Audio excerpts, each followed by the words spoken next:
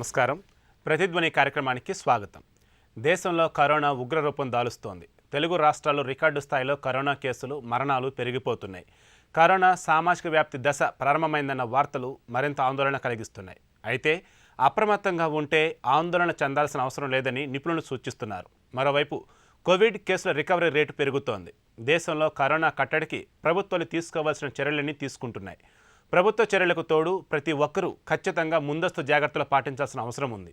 ఈ నేపథ్యంలో కరోనా విజృంభణ, మరింత అప్రమత్తతపై ప్రతిధ్వని చర్చను చేపట్టింది. చర్చలో పాల్గొంటున్న ప్రముఖులు డాక్టర్ శ్రీభూషణ్ రాజు గారు, నెఫ్రాలజీ విభాగాధిపతి, NIMS hospitals; doctor N Ravindra గారు, ప్రముఖ పల్మనాలజిస్ట్; మేజర్ శివకిరణ్ గారు, సామాజిక విశ్లేషకులు.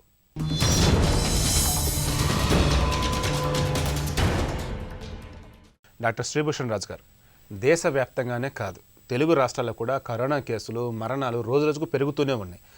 ఇది మొత్తం మనం చూస్తున్నప్పుడు కరోనా వైరస్ సామాజిక వ్యాప్తి మొదలైందనుకోవచ్చా? యాక్చువల్గా మనము లాక్డౌన్ ఎప్పుడైతే ప్రకటించుకున్నామో అప్పుడు సామాజిక వ్యాప్తి అనబడే ఒక అంశాన్ని మనం చాలా తీవ్రంగా చర్చించాం. బాగా వెళ్ళిపోతుంది, సమాజంలోకి చొచ్చుకుపోతుంది, అనేక మంది విచ్చలవిడిగా పాజిటివ్ అయిపోతారు అని చెప్పి అనుకున్నాము. లాక్డౌన్ బ్రహ్మాండంగా మనము ప్రదర్శించలేకపోయాము. దాంట్లో ఉన్నటువంటి విజ్ఞత ప్రజలు ప్రదర్శించలేకపోయారు, ప్రభుత్వాలు నిజంగా కట్టడి చేయలేకపోయాయి. కాబట్టి అక్కడకు అడపాదడపా కొన్ని కేసెస్ చాలా బాగా పెరిగిన సందర్భాలు మనం చూసాం. లాక్డౌన్ వచ్చేసిన తర్వాత ఇప్పుడు మనకి సామాజిక వ్యాప్తిగా కనపడుతున్నది నిర్వచనం ప్రకారం ఇది సామాజిక వ్యాప్తి కిందికి రాదు. కాకపోతే ఇది సామాజిక వ్యాప్తి అనేది ప్రాక్టికల్గా అనుకోవచ్చు. థియరిటికల్గా ఎందుకు కాదు అని అంటే, బై డెఫినేషన్ ఎవరైతే ఎటువంటి సంబంధం లేకుండా ఎక్కడో మూల కూర్చుని ఏదో ముక్కు మూసుకొని కూర్చున్న మునికుమారులు ఉంటారు కదా, ఎక్కడో ఊర్లలో, పల్లెటూర్లలో, ఏదో అడవుల లోపల, కొండల లోపల, అలాంటి వారిలో సైతం ఎటువంటి సందర్భం లేకుండా పాజిటివ్గా వచ్చినప్పుడు మాత్రమే డెఫినేషన్ నిర్వచనం ప్రకారం దీనికి కమ్యూనిటీ స్ప్రెడ్ అనుకోవాలి. అంటే ఎవరికి తెలియకుండా, ఎట్లా వచ్చిందో తెలియకుండా విచ్చలవిడిగా రావడం. కాకపోతే ఒకటి మనకు తెలుసుకోవాల్సిన విషయం ఏంటంటే, ఈ నిర్వచనాలన్నీ కూడా 40, 50, 60 సంవత్సరాల క్రితం ఇచ్చినటువంటివి. అప్పుడు మనకి ప్రపంచం అంతా కూడా ఇంత బాగా కనెక్ట్ అయినటువంటిది కాదు. ఒకరినొకరు చాలా దగ్గరగా ఉండడము, మాట్లాడుకోవడము, చాలా జనాభా బాగా ఉండి అందరూ కలిసినట్టుగా ఉండడము, ఒక కమ్యూనిటీ లాగా ఉండడము. అయితే ఇప్పుడు మనము కమ్యూనిటీ స్ప్రెడ్ అన్న నిర్వచనం బహుశా మార్చుకుంటే బెటర్. ఇప్పుడు మనం ఉన్నదాని ప్రకారంగా చూస్తే కమ్యూనిటీ స్ప్రెడ్ అవుతున్నట్టుగానే కనపడుతోంది. అలా అని చెప్పి ప్రతి ఒక్కరికి కూడా ఎవరి ద్వారా వచ్చిందని తెలుసుకోవడం అనేది సులభంగానే ఉంది. సో ఆ విధంగా చూసిన నిర్వచనం ప్రకారం ఇది కాదు. ఎందుకంటే ప్రతి ఒక్కరికి కూడా ఒక ఆఫీస్లో పనిచేస్తున్న మొదటి వ్యక్తికి ఎవరైతే జలుబు, దగ్గు, జ్వరంతో వచ్చాడో అతని ద్వారా మిగతా 10 మందికి వచ్చిందన్న విషయం మనకు తెలిసిపోతుంది. దాదాపుగా చాలామంది తెలుస్తోంది. తెలియని చోట కొన్ని సందర్భాలు ఎందుకు తెలియటం లేదంటే, వాళ్ళు ఎంతమందితో కలిశారు, ఎక్కడెక్కడ తిరిగారన్న విషయాన్ని, బహుశా వాళ్ళతో ఉన్న వాళ్ళలో ఎవరికైనా వచ్చి ఉంటుందా అన్న విషయాన్ని మనం సరిగ్గా చెప్పుకోలేకపోయాం. దురదృష్టవశాత్తు మన భారత ప్రభుత్వం రిలీజ్ చేసినటువంటి ఆరోగ్య సేతు యాప్ ద్వారా మనము కమ్యూనిటీ స్ప్రెడ్ అవుతుందా కాదా, అసలు ఎంతమందికి ఈ విధంగా స్ప్రెడ్ దగ్గరగా వచ్చిన వాళ్ళు సాన్నిహిత్యం ఏర్పరచుకున్నటువంటి వాళ్ళలో వచ్చింది కాబట్టి మీకు వచ్చే అవకాశము, మీకు 50 మీటర్ల పరిధిలో, కిలోమీటర్ పరిధిలో ఇంతమంది ఉన్నారు, ఇక్కడున్నారు, వాళ్ళు పాజిటివ్ ఉన్నారు, మీకు 500 మీటర్ల పరిధిలో మీకు 2 ఉన్నారు పాజిటివ్ ఉన్నవాళ్ళు, కిలోమీటర్ పరిధిలో 6 ఉన్నారని చెప్పగలిగే ఒక దాన్ని చాలామంది ప్రజలు నిజంగా పాటించలేదు. అలా అని చెప్పేసి ప్రభుత్వం కూడా దీన్ని విధిగా పాటించాలి, ఈ విధంగా మాత్రమే మాకు ఒక నిర్వచించడానికి వీలవుతుంది, మేము కంటైన్మెంట్ చేయడానికి వీలవుతుంది, మేము మీలో వ్యాప్తి చెందకుండా చేయడం వీలవుతుందని ఒక గొప్ప అవకాశాన్ని ప్రభుత్వం గొప్పగా దాన్ని ప్రదర్శించలేకపోయింది. తద్వారా ప్రజలకి ఆరోగ్య సేతు యాప్ యొక్క లాభం ఏంటనే విషయం వాళ్ళకి తెలియలేదు. ఇటువంటి ఒక రకమైనటువంటి సాఫ్ట్వేర్ ద్వారా కావచ్చు, ఒక రకమైనటువంటి నూతనంగా ఉన్నటువంటి టెక్నాలజీని ఉపయోగించి కానీ తెలుసుకోవడం అనేది సాధ్యం కాలేదు. కాబట్టి కమ్యూనిటీ స్ప్రెడ్ అనేది ఐసీఎంఆర్ కానీ భారత ప్రభుత్వం కానీ నిర్వచనం ఆధారంగా చెప్పలేకపోతుంది. కేసుల సంఖ్య ఎప్పుడు ముబ్బడిగా పెరగడం ఎలా చూడాలి? నిజానికి మనం చూస్తున్నటువంటి ఈ కాస్టిని నెంబర్లు అంటే, నాకు తెలిసి అనేక మంది వ్యాధితో బాధపడుతున్నారు, వాళ్ళకి కరోనా ఉందని నేను చెప్పగలుగుతున్నాను, కానీ వాళ్ళు పరీక్షలు చేయించుకోవటం లేదు. పరీక్షలు చేయించుకున్న వాళ్ళలో కూడా ఈ పరీక్ష యొక్క స్పెసిఫిటీ అంత బ్రహ్మాండంగా ఉండదు. కాబట్టి కొన్ని సందర్భాల్లో అక్కడ చేసే పద్ధతులు కూడా చాలా భిన్నంగా ఉంటున్నాయి. కాబట్టి కొందరికి ఆర్టీపీసీఆర్తో చేస్తున్నారు, కొందరికి చాలా ర్యాపిడ్ యాంటీజెన్ టెస్ట్తో చేస్తున్నారు, కొందరు యాంటీబాడీ టెస్ట్ కూడా చేసుకుంటున్నారు. గమ్మత్తుగా అది డయాగ్నోసిస్కి వీలు కాదు, అయినప్పటికీ చేసుకొని మాకు లేదనుకుంటున్నారు. రకరకాలుగా ఇలా జరుగుతుంది. కాబట్టి కూడా మనకు నెంబర్లు చాలా తక్కువ కనపడుతున్నాయి. మనకి ఏదైతే నెంబర్ కనపడుతుందో ఇంతమంది ఉన్నారని, నిజానికి వాళ్ళకంటే చాలా ఎక్కువగా కూడా మన దేశంలో ఉన్నారు. కాబట్టి కమ్యూనిటీ స్ప్రెడ్ అనేది దాదాపుగా మనం నిర్వచనంతో సంబంధం లేకుండా ఇప్పుడు కమ్యూనిటీ స్ప్రెడ్ అనే అవసరాన్ని, ఆ పదాన్ని వాడడం అనేది చాలా అవసరం. ఎందుకు అవసరమవుతుంటే కనీసం ఈ విధంగా ప్రజలు కొంచెం అప్రమత్తమై ఉంటారు, ప్రభుత్వాలు సైతం అప్రమత్తం అవుతాయి అన్న ఒక భావన కోసం బహుశా నిర్వచనాన్ని మార్చుకొని ఇప్పుడున్నటువంటి పద్ధతిలో కమ్యూనిటీలో చాలా వేగంగా, విస్తృతంగా, విచ్చలవిడిగా ప్రచారం వ్యాప్తి చెందే జబ్బుని మనం కమ్యూనిటీ స్ప్రెడ్ అనుకుంటే నిర్వచనం మార్చుకోవడానికి చాలా సులభంగా ఉంటుంది. ఇప్పుడు నిజంగా కమ్యూనిటీ స్ప్రెడ్ అయిపోతుంది కాబట్టి ఇక మనం ఏ విధంగా అప్రమత్తంగా ఉండాలని ఆలోచించుకోవడం అన్నది ప్రభుత్వాల యొక్క, ప్రజల యొక్క బాధ్యత. డాక్టర్ రవీంద్ర గారు, దేశంలో కరోనా కేసులు పెరుగుతున్న తీరు అందరిలో కూడా ఆందోళన పెంచుతూ ఉంది. ఈ సమయంలో ప్రతి ఒక్కరూ ఖచ్చితంగా పాటించాల్సిన ముందస్తు జాగ్రత్తలు ఏంటి? ఎనీ ఎపిడమిక్ తీసుకుంటే ఇలా పెరిగి వెళ్తూనే ఉంటుంది. మనకి ఈ కరోనా గురించి చాలా వరకు ప్రపంచానికే నాలెడ్జ్ లేదు. సో ఏ జాగ్రత్త తీసుకోవాలి అన్నా కూడా మనకి వచ్చే ఇబ్బంది తర్వాత దాని తప్పని తెలుస్తున్నాయి. సో ఇప్పుడు కమ్యూనిటీ స్ప్రెడ్ అనేది ఏంటంటే మేము పెరిఫెరీలో చూస్తున్నది ఏ సందర్భం ఏ కాంటాక్ట్ లేకుండా ఇంట్లో కూర్చొని ఒక 60 ఏళ్ళు 70 ఏళ్ళు వాళ్ళు ఒక నెల రోజుల్లో బయటికి వెళ్లకుండా కూడా వాళ్ళు పాజిటివ్ వస్తున్నారు. వాళ్ళ కాంటాక్ట్ ట్రేసింగ్లో వాళ్ళ ఇంట్లో వాళ్ళు ఎవరైనా కానీ అసిమ్టమాటిక్ ఈవెన్ నెగిటివ్ వస్తున్నారు. So that is the definition of community spread. So ఇప్పుడున్న పరిస్థితిలో కమ్యూనిటీ స్ప్రెడ్ అయ్యడానికి మనం ఎందుకు భయపడుతున్నామంటే, ఒకవేళ కమ్యూనిటీ స్ప్రెడ్ కంటూ వెళ్తే మనకు ఉన్న ఇన్ఫ్రాస్ట్రక్చర్ సరిపోదు, నెంబర్ ఆఫ్ డెత్స్ ఎక్కువైపోతాయి. కేసులు మనకి ఇప్పుడు అమెరికాలో ఎలా వస్తున్నాయో, నిన్న మొన్న 1,50,000 కేసులు పాజిటివ్ వచ్చాయి. అలాంటి పరిస్థితి ఇండియాకి వస్తే అది 1,50,000 కాదు 5-6 లక్షలు వస్తాయి.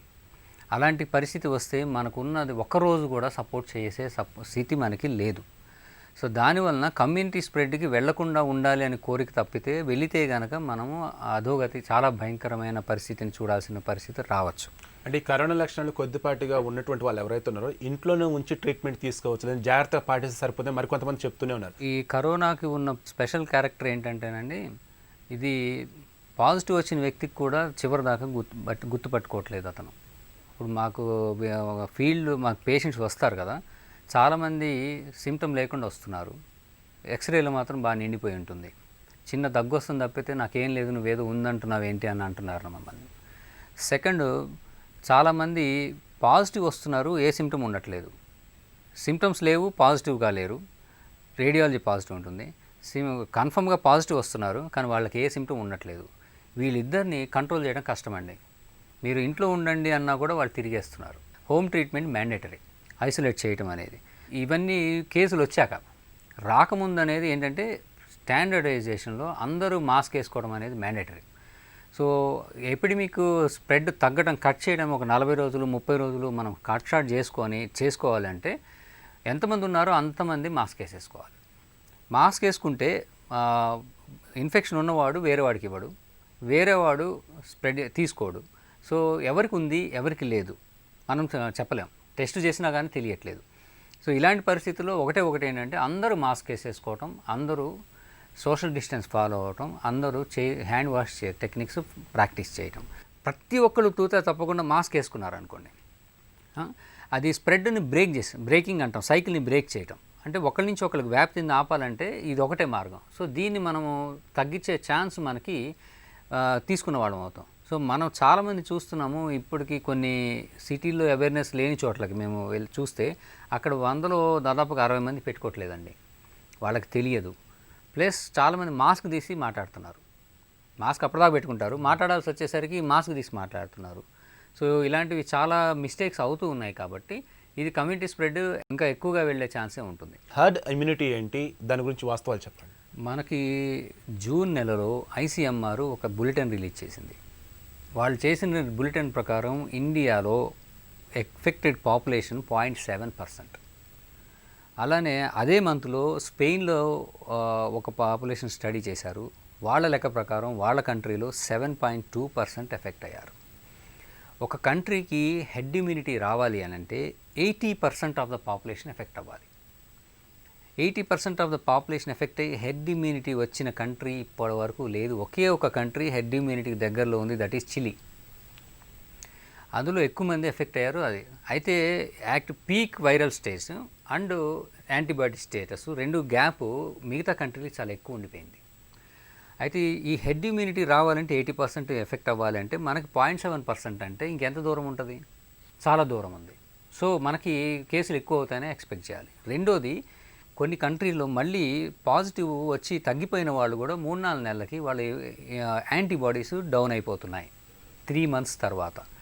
సో కొంతమందికి అసలు యాంటీబాడీసే బిల్డప్ అవ్వట్లేదు. ఇలాంటి పరిస్థితుల్లో హెడ్ ఇమ్యూనిటీ ఎక్వైర్ అయ్యే ఛాన్సు ఏ కంట్రీకైనా లేదు అనేది ఒక భయం.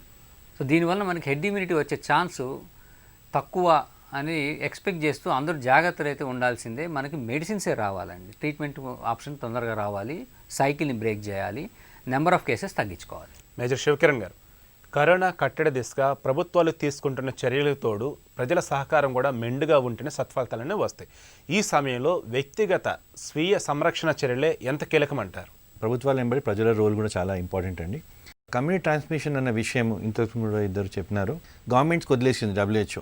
మీరు డిసైడ్ చేయాలి, మీరు కమ్యూనిటీ ట్రాన్స్మిషన్ ఎప్పుడు అనుకుంటారో మీరు చెప్పండి అన్నట్టు. నెంబర్ ఆఫ్ కేసెస్ బట్టి డిసైడ్ చేయడం జరిగింది.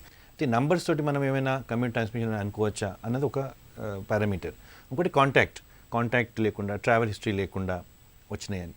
అయితే ఇప్పుడు మా చిన్న కమ్యూనిటీస్ ఏవైతే ఉన్నాయో కొంచెం చిన్న కాలనీస్లో అవన్నిట్లో కూడా ట్రావెల్ హిస్టరీ తక్కువైపోయింది. ఇప్పుడు బయట నుంచి ఎవరు రావడం లేదు, లోకల్ కాంటాక్ట్ చాలా తక్కువైపోయింది. కాబట్టి ఆ సిచ్యువేషన్ ఈ 2 ఫ్యాక్టర్స్కి ఉంది కాబట్టి తక్కువ అని అనుకుంటున్నాం. ఈ టెస్టింగ్ సెంటర్ ఎక్కడెక్కడ ఉన్నాయని అప్పుడప్పుడు చెప్తున్నారు, కానీ చాలా ప్రాబ్లం అవుతుంది. ఉదాహరణ ఒక కేసు ఇస్తాను. మేము ఉండే కాలనీలోనే ఒక షాప్ ఓనర్కి కేసు వస్తే అతనికి పాజిటివ్ అని తెలిసింది. పాజిటివ్ అని తెలవంగానే what should be the methodology of communication తెలవంగానే ఆ టెస్టింగ్ సెంటర్ గవర్నమెంట్ కమ్యూనికేట్ చేసి GHMC కావచ్చు హైదరాబాద్లో హెల్త్ వాళ్ళకి చేస్తే ఆ ఇన్ఫర్మేషన్ తెలిసి, ఆ అడ్రస్ ఎక్కడుందో తెలిసి తన హోమ్ ఐసోలేషనా ఏదో what ever next step should follow. మా దగ్గర ఏమైందంటే ఆ ఇన్ఫర్మేషన్ ఆ ఇండివిజువల్ మాకు ఇస్తున్నాడు కమ్యూనిటీలో. ఇచ్చినప్పుడు మేమే అతనికి అడ్వైజ్ చేసి మీ షాప్ క్లోజ్ చేసేయండి, ఉండండి, మానిటర్ చేస్తున్నాం అనమాట. ఇది ఇన్స్టిట్యూషనల్ ఫార్మాట్లో రాగలిగితే, కమ్యూనిటీతో లింక్లు పెట్టుకొని రాగలిగితే దీన్ని మనం కంట్రోల్ బాగా చేయొచ్చు. కానీ మీరు అన్నట్టు ఈ టెస్టింగ్ సెంటర్స్ ఎఫికసీ ఇవన్నీ చాలా కరెక్ట్ ఉన్నాయో లేదో తెలియడం లేదు. ఎక్కడెక్కడైతే కొన్ని దేశాల్లో బాగా మంచి ఎగ్జాంపుల్స్ ఉన్నాయో వాళ్ళ కమ్యూనిటీ అవేర్నెస్ చాలా ఉంది, వాళ్ళు రెస్పాండ్ చేయగలిగినారు. గవర్నమెంట్ మిషనరీ కమ్యూనిటీతో కలిసి చాలా పనిచేసింది. ఇప్పుడే కాదు, ముందు నుంచి దస్ అన్ ఈక్వేషన్ దేర్ అనమాట. అప్పుడు వాళ్ళు దాన్ని ఇంప్లిమెంట్ చేయగలుగుతున్నారు. కానీ ఇప్పుడు ఉన్నందుకు మీరు మా కమ్యూనిటీస్లో ఎక్కడెక్కడైతే ఉన్నాయో చాలా జాగ్రత్తగా ఆల్రెడీ ఉంటున్నాము. కొన్ని చిన్న టీమ్స్ ఫామ్ చేసుకున్నాము. మా ఎవ్రీ కమ్యూనిటీలో కొంతమంది డాక్టర్లు ఉంటారు, కొంతమంది టీచర్లు ఉంటారు, గ్రూప్స్ ఫామ్ చేసుకున్నాము. ఎవరికైనా ఇబ్బంది ఉన్నప్పుడు కౌన్సిలింగ్ మేమే సొంతంగా చేసుకుంటున్నాము. మేమనేది ఏంటంటే మమ్మల్ని కాన్ఫిడెన్స్లో తీసుకోండి, మీరు మాతో కలిసి పనిచేయండి. వివిధ హాస్పిటల్స్ నుంచి మేము అందరం డాక్టర్స్ని కలుస్తున్నాము. అప్పుడు ఏం చేస్తామంటే వాళ్ళతోని కమ్యూనిటీ మేము ప్రైవేట్ లింకేజ్ సొంతంగా చేసుకుంటున్నాం. మీరు చెప్పండి how you can help us అంటే కొంతమంది ముందుకు వస్తున్నారు. కాబట్టి ఇట్స్ అ జాయింట్ ఎఫర్ట్ దీన్ని ట్యాకిల్ చేయడానికి. అయితే కమ్యూనిటీ వైజ్ మేమందరము జాగ్రత్త పడుతున్నాము. నిన్నట్టు అప్రమత్తం ఉంటున్నాము. కానీ భయం పడే అవసరం కూడా ఉందని అనిపిస్తుంది. వాళ్ళు ఉండద్దు అంటున్నారు, కానీ ఇట్లా భయపడే అవసరం ఉందని కనిపిస్తుంది. ఇటువంటి సమయంలో ప్రజలు ఎటువంటి జాగ్రత్త చర్యలు పాటించాలి? ప్రజలు ఫస్ట్ ఆఫ్ ఆల్ నేను చెప్పినట్టు మనము బయటికి అనవసరంగా వెళ్ళడము, చిన్న మైల్డ్ సిమ్టమ్స్ ఉంటే సెల్ఫ్ ఐసోలేషన్, హోమ్ ఐసోలేషన్. ఇప్పుడు ప్రైవేట్ సెక్టర్ గురించి చెప్పాలి ఒక విషయం, గవర్నమెంట్ది కూడా హోమ్ ఐసోలేషన్ కిట్స్ అప్లై చేస్తున్నారు ఎవరికైతే ప్రాబ్లం ఉందో. టెలిమెడిసిన్ అంటున్నారు. అది కొన్ని జాగాలలో అంతా సరిగ్గా కాకుండా ఒక సిస్టమ్ ఉన్నట్టు కనపడుతుంది. కాబట్టి ప్రజలలో ఏముందంటే వీలైనంత వరకు అవతల వెళ్లకుండా ఇంట్లోనే ఉండి జాగ్రత్తలు తీసుకొని అవసరమైతే లోకల్ కమ్యూనిటీ హెల్ప్ తీసుకొని ఆ విధంగా చేస్తేనే ఇది మన అంటే దీంతో మనకు డ్యామేజ్ కాకుండా ఉంటుంది.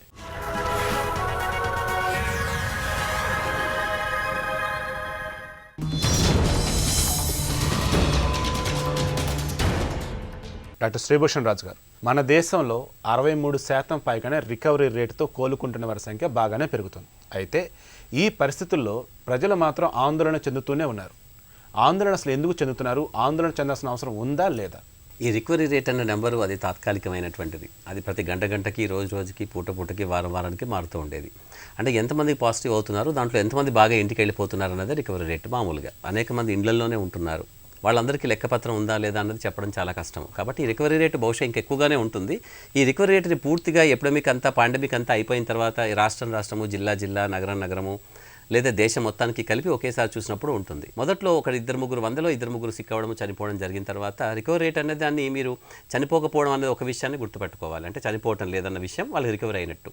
రికవరీ అయినా కూడా అనేక మంది అనేక ఇతర కంప్లైంట్స్ తోటి వ్యాధులతో బాధపడుతున్నారు, అది వేరే విషయం. ఈరోజు పొద్దున దాదాపుగా ఒక 67% అనుకుందాం. మధ్యాహ్నం వరకల్లా బహుశా ఇంకొక 100 మందిని డిశ్చార్జ్ చేసాం అనుకోండి, అది కాస్త పెరిగిపోతుంది మళ్ళీ అలాగే. కాబట్టి అటువంటి రికవరీ రేట్ అనే నెంబర్ గురించి మేము టెన్షన్ పడాల్సిన అవసరం లేదు. కాకపోతే ఏంటంటే మనం భయపడుతున్నాము, అల్జడికి గురవుతున్నాము, బాధపడుతున్నాము అన్న విషయంలో పెద్ద ఆశ్చర్యకరమైన విషయం ఏమీ కాదు. ఎందుకంటే ఇక్కడ ఏంటంటే మనకి ప్రభుత్వాలు చాలా సదుపాయాలు కలిగించాయి. 3-4 నెలలుగా లాక్డౌన్ కాలంలో వాళ్ళు చాలా అప్రమత్తమై ఉన్నారు. వాళ్ళు మొత్తం అన్ని హంగులు ఆర్భాటాలు రెడీ చేసి పెట్టారు. ఒకవేళ పొరపాటున లాక్డౌన్ ఎత్తేసిన తర్వాత విచ్చలవిడిగా పేషెంట్స్ బాగా పెరిగిపోతే వాళ్ళ సకల సౌకర్యాలు సదుపాయాలు కలిగజేసే విధంగా ఒక ప్రభుత్వ ఆసుపత్రులని కార్పొరేటీకరణ చేసినటువంటి ఆసుపత్రులని అన్నిటి కూడా మనం బాగా చూసుకోవడానికి వీలుగా సన్నద్ధం చేసి పెట్టారు. అధికార గణాన్ని సమాయత్తపరిచారు అని అనుకుంటున్న కాలంలో తీరా లాక్డౌన్ వచ్చేసిన తర్వాత మళ్ళీ మన కథ మొదటికి వచ్చేసింది అన్నట్టుగానే ప్రజలు అంటే ప్రభుత్వాలు ఎక్కడున్నాయో, ఏ ఆసుపత్రులు ఎక్కడున్నాయో అలాగే ఉన్నాయి. కొత్తగా కొన్ని కార్పొరేట్ ఆసుపత్రులు మొదలుపెట్టాయి, కానీ ఆ తర్వాత లాక్డౌన్ ఎత్తేసిన తర్వాత వాటిలో కూడా గొప్పగా బెడ్ల సంఖ్య ఉండదు. ఎందుకంటే వాళ్ళు మామూలు కోవిడ్ కానటువంటి జబ్బులను ట్రీట్మెంట్ ఇవ్వాల్సిన అవసరం కూడా బాధ్యత కూడా వాళ్ళకు ఉంటుంది. ఇప్పటిదాకా వాళ్ళు అదే చేస్తూ వచ్చారు. ఉన్న పరంగా మీరు కోవిడ్ కూడా తీసేసుకోండి అని చెప్తే కార్పొరేట్ కూడా వాళ్ళకు ఉన్నటువంటి బెడ్ల శాతంలో 100% ప్రభుత్వం చెప్పింది కదా అనేసి కోవిడ్కే కేటాయించమంటూ సాధ్యం కాదు. అలాగే ప్రజల్లో ఉన్నటువంటి ఒక అలసత్వము, అశ్రద్ధ, ప్రభుత్వాలు పట్టించుకుంటాయో లేదో ఒకవేళ కష్టం వస్తాయి అనేది, కార్పొరేట్ ఆసుపత్రులలో ఎక్కువ ఖర్చు పెట్టుకొని తీసుకునేంత స్తోమత మాకుందా లేదా, దీనికి ఇప్పటిదాకా మందే రాదంటున్నారు, వ్యాక్సిన్ టీకా వస్తుందా లేదా ఇంకా ఇతమిద్ధంగా చెప్పలేమంటున్నారు. ఇటువంటి సందిగ్ధావస్థలో ప్రజలందరూ కూడా భయపడుతూ ఉండడంలో పెద్ద ఆశ్చర్యమే లేదు. 3-4 నెలలుగా చాలా అద్భుతంగా చేసిన ప్రభుత్వ ఆసుపత్రులు అనేక మందిని, వేలాది మందిని, దాదాపుగా వేలలో ఉన్నటువంటి వ్యక్తులను బాగా చేసి పంపించేశారు. చాలా నామమాత్రంగా ఉన్నటువంటి మరణాలు చూపించారు. సిక్కై అర్ధరాత్రి పోయిన వాళ్ళని సైతం హక్కున చేర్చుకొని బాగా చేసిన ఐసీయూలు, సమర్థులైనటువంటి డాక్టర్లు, ముఖ్యంగా బాగా పనిచేసినటువంటి చిన్న డాక్టర్లు ఉంటారు, స్టూడెంట్స్ విద్యార్థులైనటువంటి డాక్టర్లు, జూడాలు అంటారు వాళ్ళని. ఆ జూడాలు చాలా బలమైనటువంటి ఒక వెన్నుముకలాగా నిలిచినటువంటి ప్రభుత్వ ఆసుపత్రులు చాలా గొప్పగా అనిపించి, తర్వాత మధ్యలో 1-2 కేసెస్ అక్కడికి వెళ్తే బాగాలేవని, బాగా చూడలేదని చెప్పడంతో, లేకపోతే ప్రభుత్వ అధికారులు కానీ నాయకులు కానీ అక్కడికి వెళ్ళట్లేదు కాబట్టి ప్రభుత్వ ఆసుపత్రులు బాగా పనిచేయటం లేదని ఒక భావన బలవంతంగా సమాజంలో జొప్పించబడింది. ప్రభుత్వంలో ఉన్నటువంటి ఆసుపత్రులు, పరిధిలో ఉన్నటువంటి ఆసుపత్రుల్లో ఇప్పటికీ కూడా ప్రజల్ని చాలా బాగా చూసుకోవడానికి అన్ని విధాలుగా ఉన్నాయి. ఐసీయూలు ఉన్నాయి, బెడ్లు ఖాళీగా ఉన్నాయి, కానీ ప్రజలు వెళ్ళటం లేదనుకుంటే అది వాళ్ళ భావజాలం. ప్రజల్లో ఉన్నటువంటి తప్పు భావజాలాన్ని తీసివేయడం అన్నది ఇప్పుడు మనం చేయాల్సింది. అంతేగాని ప్రభుత్వ ఆసుపత్రులు అంత మాత్రాన మీకు వాళ్ళు రావటం లేదు కాబట్టి కేర్ లేదని చెప్పడానికి అంటలేదు. అంటే మీరు రోజు చికెన్ బిర్యానీ తింటలేదు కాబట్టి మీరు పేదవాళ్ళు అంటే మీరు ఒప్పుకోరు కదా. సో అది సాధ్యం కాదు. కాబట్టి తినగలిగేవాడు తింటాడు, తప్పేం లేదు. కానీ మీరు తప్పనిసరిగా మీరు ఆసుపత్రికి పేదల ఆసుపత్రికి వెళ్ళేసి మీరు పేదవాడిని బలవంతంగా మీరు ప్రజల మనిషి అని చెప్పుకోవడానికో, పేదవాడిని చెప్పించుకోవడానికో బలవంతంగా నిరూపించుకోవాల్సిన అవసరం ప్రస్తుత పరిస్థితుల్లో లేదు. సో ప్రజలైతే ఆందోళన చెందాల్సిన అవసరం అయితే లేదు, ఏ విధంగానూ లేదు. డాక్టర్ రవీంద్ర గారు, కరోనా వ్యాక్సిన్ తయారీ ఫలవంతం కావడానికి చాలా వేగంగా అడుగులు పడుతున్నాయి. ఆల్మోస్ట్ అన్ని దేశాలు కూడా ఈ రకమైన అడుగులు ముందుకేస్తున్నాయి. ఇటువంటి సమయంలో ప్రస్తుత ప్రయోగ దశలు చూస్తూ ఉంటే వ్యాక్సిన్ ఇంకెంత కాలంలో రావచ్చు, వ్యాక్సిన్ ఎంత త్వరగా వస్తే ఎంత గొప్ప రక్షణ అనేది లభిస్తుందంట ఈ కరోనా నుంచి? ఇప్పుడైతే phase 2 నడుస్తున్నాయి, అది phase 3 కంప్లీట్ చేసుకోవాలి. సో phase 3 కంప్లీట్ చేసుకొని కొంచెం ఫాస్ట్గా చేస్తే కూడా 2021లో మనకి వ్యాక్సిన్ వచ్చే ఛాన్స్ ఉంటుంది. అయితే దీనికి ఉన్న ఇప్పుడు కొత్త న్యూస్ ప్రకారం అయితే ఇప్పుడు ఏదైనా వ్యాక్సిన్ మార్కెట్లోకి రిలీజ్ చేసినాక phase 3లో ఏంటంటే కాంప్లికేషన్స్ ఎంత ఉన్నాయి, దాని తర్వాత దాని ఎఫికసీ రేట్ అనేది ఎంత ఉంది, అంటే ప్రొటెక్షన్ రేట్ ఎంతకాలం ఉంటుంది. సో ఏదైనా వ్యాక్సిన్ ఒకసారి ఫస్ట్ స్వైన్ ఫ్లూ తీసుకుంటే ఫస్ట్ రిలీజ్ అయినటువంటి వ్యాక్సిన్స్ కొన్ని 20% ఎఫికసీలో నుంచి 25% ఉన్నాయి. దాన్ని మళ్ళీ మెరుగుపరిచి దాన్ని ఇంప్రూవ్ చేసి దాన్ని మళ్ళీ 60% ఎఫికసీకి తీసుకెళ్లారు. అలా తీసుకెళ్ళడానికి మళ్ళీ 2 సంవత్సరాలు పట్టింది. ఇప్పుడు అదే తీసుకుంటే ఇప్పుడున్న సమస్య ఏంటంటే వ్యాక్సిన్ ఇచ్చినాక యాంటీబాడీస్ ఫస్ట్ వస్తున్నాయా రాదా అనేది చూస్తారు అంతే. సో వస్తున్నాయి అంటే ఓకే, దాన్ని ట్రయల్లోకి తీసుకెళ్ళిపోతారు. సెకండ్, దాని మీద సైడ్ ఎఫెక్ట్స్ వస్తున్నాయా లేదా, వ్యాక్సిన్ ఇచ్చినందువల్ల కూడా సైడ్ ఎఫెక్ట్స్ వచ్చి ప్రాణం రావచ్చు. ఆ ఎఫికసీ ఎంత ఉందో అది phase 3లో తెలుస్తుంది. ఈ సైడ్ ఎఫెక్ట్స్ లేకుండా యాంటీబాడీస్ బిల్డప్ అవుతున్నాయి అని తెలిసినాక దాని ఎఫికసీ యాంటీబాడీస్ ఎంతసేపట్లో బిల్డ్ అవుతాయి, 1 మంత్లో బిల్డ్ అయిపోవాలి. ఆ బిల్డ్ అయినవి ఎన్ని రోజులు ఉంటాయి, ఇప్పుడు 1000 అబోవ్ 2000 ఒక మార్క్ ఉంటుంది. ఆ మార్క్ అబోవ్ ఎన్ని రోజులు ఉంటుంది, 6 నెలలు ఉంటుందా, 1 year ఉంటుందా, కొన్ని 20 years ఉంటాయి కొన్ని వ్యాక్సిన్స్. అలాగా చూస్తే ఇప్పుడున్న ఇన్ఫెక్షన్ వచ్చి వెళ్ళిపోయిన వాళ్ళకేమో 3 నెలల్లో కొంతమందికి తగ్గిపోతుంది, కొంతమందికి అసలు యాంటీబాడీస్ జనరేట్ అవ్వట్లేదు. ఇలాంటి పరిస్థితుల్లో మనకి వ్యాక్సిన్ ఎంత సక్సెస్ అవుతుంది అనేది మనకు వచ్చి పూర్తిగా నమ్మకంగా మనం బయట మార్కెట్లో వచ్చి చూసినాక, ఫిజికల్గా చూసినాక కానీ దాన్ని చెప్పలేము. అంటే వ్యాక్సిన్ వచ్చేసింది అనగానే అందరూ ఆనందపడిపోయి వ్యాక్సిన్ వేసేసుకున్నాం కదా అని కంగారు పడి చేయడానికి లేదండి. అది ఫెయిల్ అయ్యే ఛాన్స్ కూడా పోస్ట్ మార్కెట్ అనాలిసిస్లో కూడా అది పోయే ఛాన్స్ ఉంటుంది.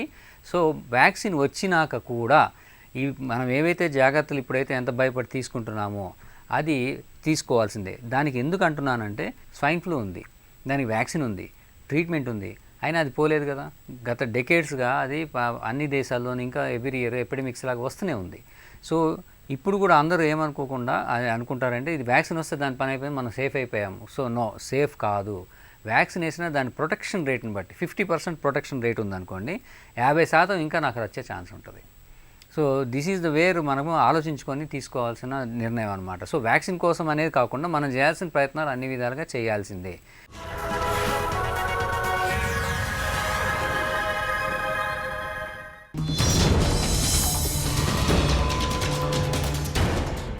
మేజర్ శివకిరణ్ గారు, ప్రజలు స్వీయ జాగ్రత్తలతో పాటు శారీరకంగా మానసికంగా ఎంత ధైర్యంగా ఉండాలంటారు?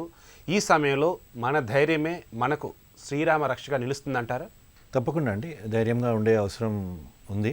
అయితే మీరు అన్నట్టు చాలా కమ్యూనిటీస్ ఒక క్లోజ్ నిట్ ఫ్యామిలీ లాగా ఒక ప్లేస్. ఇప్పుడు కమ్యూనిటీ అన్నప్పుడు దాని ఒక కమ్యూనిటీ ఎందుకంటామంటే ఒక టైప్ ఆఫ్ పీపుల్ ఒక జాగాలో ఉంటారు. ఒక జాగ్రఫీ కావచ్చు, ఒక కమ్యూనిటీ కావచ్చు, ఒక ఇన్కమ్ గ్రూప్ కావచ్చు, అందరు ఒక దగ్గర ఉండేది ఒకటే ప్లేస్లో ఒక పీరియడ్ ఆఫ్ టైం ఉన్నప్పుడు వాళ్ళకు ఒక మంచి బాండింగ్ డెవలప్ అవుతుంది అనమాట. ఆ ప్రకారంగా ఏమీ ఇబ్బందులు లేవు. ఇన్ఫ్యాక్ట్ ఈ కరోనా క్రైసిస్ తర్వాత మన లైఫ్ స్టైల్ అన్ని చేంజ్ అయినాయి. ఒక చిన్న ఉదాహరణ మళ్ళీ ఎగ్జాంపుల్ ఇవ్వాలంటే ఇవాళ మార్నింగ్ వాక్స్ కూడా చాలా తక్కువ మంది అయిపోయినారు. బయట చూస్తే అసలు మనుషులు కనపడడం లేదు. అయితే ఆ సెల్ఫ్ రెస్ట్రెయింట్ అందరూ ఇంపోజ్ చేసుకొనే నడుస్తున్నాము. అయితే ఇప్పుడు మీరు అన్నట్టు ఇండివిజువల్ అండ్ కమ్యూనిటీ గురించి మనం మాట్లాడుకుంటున్నాం కాబట్టి రీసెంట్లీ ఒక 3-4 days back ministry of health guidelines ఇచ్చింది రెసిడెంట్ వెల్ఫేర్ అసోసియేషన్స్కి, కమ్యూనిటీస్కి ఏ విధంగా మీరు మీ ఓన్ కేర్ తీసుకోవచ్చు. ఇన్ఫ్యాక్ట్ కోవిడ్ కేర్ ఫెసిలిటీ మీ కమ్యూనిటీస్లో పెట్టుకోవచ్చు అని గైడ్లైన్స్ ఇవ్వడం జరిగింది. కానీ దాంట్లో ఏమైందంటే చాలా మటుకు వాళ్ళు ఆ ఓనర్స్ రెస్పాన్సిబుల్ అంతా కమ్యూనిటీ మీదమే పెట్టేస్తున్నారు. మేమేమంటున్నామంటే ఇప్పుడు దాంట్లో ఏమన్నారు వాళ్ళు, మీరు పల్స్ ఆక్సిమీటర్స్, మెడిసిన్స్, కొన్ని ఫెసిలిటీస్ మీరు పెట్టుకోండి, తర్వాత దగ్గర ఉన్న హెల్త్ ఇన్ఫ్రాస్ట్రక్చర్, హెల్త్ అథారిటీస్తో కమ్యూనికేషన్ పెట్టుకోండి అని చెప్పినారు. అయితే మన దగ్గర హెల్త్ కమ్యూనికేషన్ ఫెసిలిటీస్ ఎవరితో కాంటాక్ట్ చేయాలన్నది కూడా ఇంకొంచెం క్లారిటీగా లేకుండా ఉంది. అప్పుడు మా ఓన్ కమ్యూనిటీస్లో మేము ధైర్యంగా ఉండే ఒకప్పుడు బిగినింగ్లో కొన్ని కేసెస్ మనం విన్నాము, కరోనా రాగానే వాళ్ళని కొంచెం దూరం పెట్టడం అవన్నీ, కానీ ఇప్పుడు అవన్నీ కంట్రోల్లో వచ్చేసినాయి. అంటే కొద్దిపాటి లక్షణాలు ఉన్న వాళ్ళు ఇంట్లోనే ఉండి ట్రీట్మెంట్ తీసుకుంటే సరిపోతుందంటారా? ఇప్పుడైతే అవుతుంది అంతనే. అండ్ ఇప్పుడు మేము క్లోజ్గా మానిటర్ చేస్తున్నాము, పొద్దున అండ్ ఈవినింగ్ ఫాలోఅప్ చేసి టెంపరేచర్ ఏమైనా ఉన్నదా, ఏమైనా అదర్ ఇష్యూస్ ఉన్నాయా, ఇంతో చెప్పినట్టు మంచి టీమ్స్ డెవలప్ చేసుకున్నాము. ఇన్ఫ్యాక్ట్ ఒక సమాజం అన్నప్పుడు ఇట్ ఇస్ జస్ట్ నాట్ మా కుటుంబమే కాదు, చుట్టుపక్కల ఉన్న వాళ్ళందరూ మా కుటుంబమే. ఆ విధంగా ఒక బాండింగ్ కూడా డెవలప్ అయింది. కానీ దీంతో ఇంతకు నేను చెప్పినట్టు గవర్నమెంట్ రోల్ ఇన్స్టిట్యూషనలైజ్ చేయడం చాలా చాలా ఇంపార్టెంట్. ఇప్పుడు మనం 3rd tier of governance, 3 tiers of governance అంటాం మన దగ్గర. మా వెల్ఫేర్ అసోసియేషన్ కమ్యూనిటీస్ని మనం 4th tier ఆఫ్ గవర్నెన్స్ అంటున్నాము. చైనా లాంటి దేశంలో 5 tiers ఆఫ్ గవర్నెన్స్ ఉన్నాయి. పూర్తి చిన్న చిన్న కమ్యూనిటీస్ కూడా ఒక యూనిట్ లాగా చేసి వాళ్ళు దాంట్లో కంట్రోల్ అండ్ అడ్మినిస్ట్రేషన్ రూల్స్ తీసుకొచ్చినారు. ఆ గవర్నెన్స్ మనం తేగలిగితే, ఇన్వాల్వ్ చేయగలిగితే, కమ్యూనిటీ ఎంగేజ్మెంట్ అన్నది మనము వీళ్ళని కలిసి పనిచేయగలిగితే దీంట్లో రిజల్ట్స్ వస్తాయి. అండ్ ఇండివిజువల్ వింటారు. Finally individual is part of the community. మనందరము అక్కడ హెల్దీ ఉంటే whole community is better and state కూడా బెటర్ ఉండే ఛాన్స్ ఉంది. కరోనా వ్యాక్సిన్ ప్రయోగాల దశను విజయవంతంగా పూర్తి చేసుకుని త్వరలో అందుబాటులోకి రావచ్చన్న ఆశాభావం వ్యక్తమవుతోంది. కోవిడ్ వ్యాప్తి కీలక దశకు చేరిన తరుణంలో ప్రజలు మరింత అప్రమత్తత పాటిస్తే సురక్షితంగా ఉండవచ్చని, భయాందోళనలు అక్కరలేదని వైద్య నిపుణులు సూచిస్తున్నారు. ఇది నేటి ప్రతిధ్వని. నమస్కారం.